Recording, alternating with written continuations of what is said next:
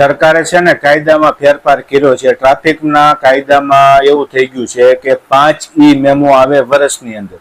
વર્ષમાં તમને 5 વાર દંડ થાય છે, ટ્રાફિક પોલીસ પકડે છે, અથવા સીસીટીવી દ્વારા હેલ્મેટ નથી પહેર્યું તમે, અથવા 3 સવારી છો, અથવા રોંગ સાઈડમાં કોઈ પણ પ્રકારના 5 મેમાં આવે છે ને તો તમારું લાયસન્સ છે ને કાયમ માટે સસ્પેન્ડ કરી દેવાની જોગવાઈ કરવામાં આવી છે।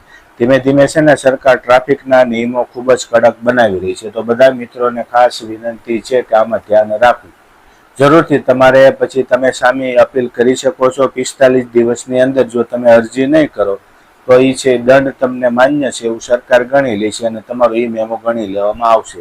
જ્યારે પણ રોડમાં જાઓ ને ત્યારે ખાસ ધ્યાન રાખવાનું છે, સીસીટીવી કેમેરાનું પણ ધ્યાન રાખવાનું છે। કોઈ ન હોય અને આપણે ટ્રાફિક સિગ્નલ તોડીને જતા રહીએ ને તો મેમો આવશે, તો એ પણ એની ગણતરી થશે।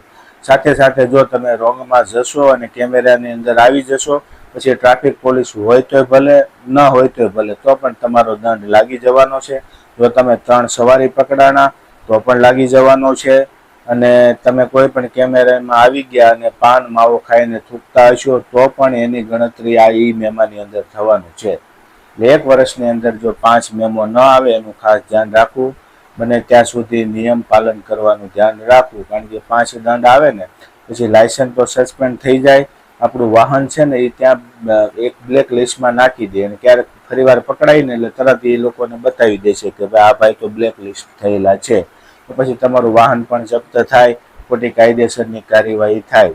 તો સરકારે નિયમ સારો બનાવ્યો કે ખરાબ એ બધા મિત્રો કમેન્ટ કરીને ખાસ જણાવજો, કારણ કે રોજ માટે ટ્રાફિકના અલગ અલગ નિયમો આવતા હોય છે। ત્યારે આ 5 મેમાંથી લાયસન્સ આપણે આખી સસ્પેન્ડ કરવાની જે વાત છે એ કેટલા સહમત છો કે નહીં બધા મિત્રો કમેન્ટ કરીને જણાવજો।